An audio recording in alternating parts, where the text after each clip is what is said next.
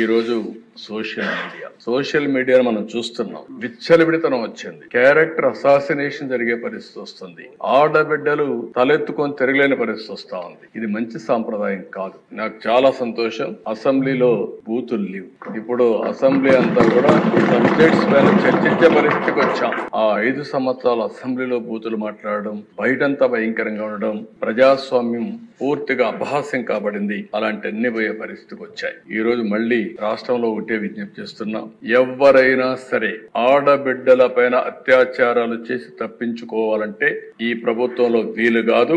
అదే చివరి రోజు అవుతుందని మరొకసారి హెచ్చరిస్తున్నాం. చాలా కఠినంగా చెప్తున్నాం. ఇంకా కొంతమంది అక్కడక్కడ చూస్తున్నారు, ఆకతాయిలు ఉన్నారు, ఇష్టానుసారంగా ప్రవర్తిస్తున్నారు. వారందరికీ కూడా ఒక మెసేజ్ పోవాల్సిన అవసరం ఉంది. నేను ఒకప్పుడు ఒక మెసేజ్ ఇచ్చాను. ఈ రాష్ట్రంలో లా అండ్ ఆర్డర్ మెయింటైన్ చేయాలి. తీవ్రవాద సమస్య పరిష్కారం కావాలి. మత విద్వేషాలు లేని రాష్ట్రంగా మత సామరస్యాన్ని పెంచాలి. ముఠా నాయకులందరినీ ఒకటే మెసేజ్ ఇచ్చాను. తరతరాలుగా మీరు ముఠాలకు పాటుపడుతున్నారు. కుటుంబాలు లేకుండా పోయే పరిస్థితి వస్తా ఉంది. ఇంకా ఈ రాష్ట్రంలో జరగడానికి వీలు లేదని ఆ రోజు కూడా చాలా స్పష్టంగా కంట్రోల్ చేశాం. రౌడీలకు ఒక మెసేజ్ ఇచ్చాం. ఈ రాష్ట్రంలో రౌడీ అనేవాడు ఉండడానికి వీలు లేదు. ఈ రాష్ట్రం మీకు సహకరించదు.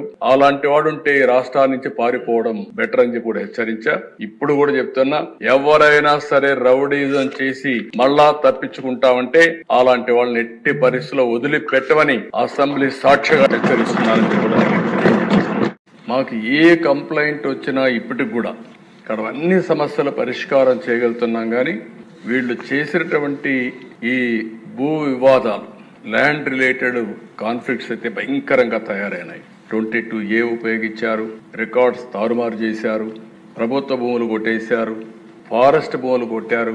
ఇవి మామూలుగా ఫారెస్ట్ భూముల దగ్గరికి ఎవరు పోరు, అలాంటివి కూడా జరిగే పరిస్థితి వచ్చింది. అందుకే ఈ ప్రత్యేక చట్టం కూడా గుజరాత్లో చాలా బాగా పనిచేసింది. ఎవరైనా సరే ల్యాండ్ గ్రాబింగ్ చేస్తే, భూ కబ్జాలకు పాటుపడితే ప్రభుత్వం కేసు పెట్టిన తర్వాత దాన్ని ప్రూవ్ చేసుకునే బాధ్యత కూడా వాళ్ళపైనే ఉంటుంది. దాంట్లో మళ్ళీ ఏ మాత్రం కూడా ఉపేక్ష లేదు. అలాంటి పగడ్బందీ చట్టాన్ని కూడా తీసుకొస్తున్నాం. ఈ చట్టం ద్వారా ఎక్కడైనా ఎవరైనా సరే భూ కబ్జా చేయాలంటే భయపడే పరిస్థితి రావాల్సిన ఉంది. అలాంటి చట్టాన్ని కూడా తీసుకొస్తామని చెప్పి కూడా నేను మీకు తెలియజేస్తున్నాను. అదే మార్గదర్శ ఈరోజు టెక్నాలజీ డ్రోన్స్ ఉపయోగిస్తున్నాం. ఇంకా మా వాళ్ళందరూ మాస్టరైజ్ చేస్తున్నారు. అవసరమైతే డ్రోన్స్ ద్వారా నైట్ పెట్రోలింగ్ కూడా చేయడానికి, పోలీస్ పెట్రోలింగ్ బదులు డ్రోన్ పెట్రోలింగ్ చేయడానికి కూడా శ్రీకారం చుడుతున్నాం. CCTV కెమెరాలు పెడుతున్నాం, లేటెస్ట్ టెక్నాలజీ పెడుతున్నాం.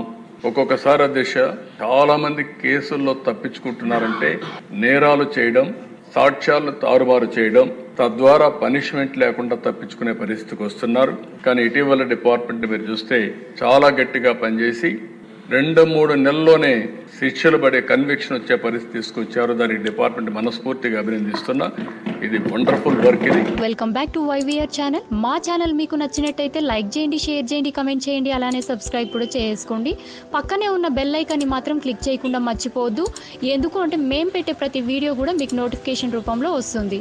అండ్ ఈ ఛానల్ని మీరు సబ్స్క్రైబ్ చేసుకోవడమే కాకుండా 10 మందికి షేర్ చేయండి, సబ్స్క్రైబ్ చేసుకోమని చెప్పండి.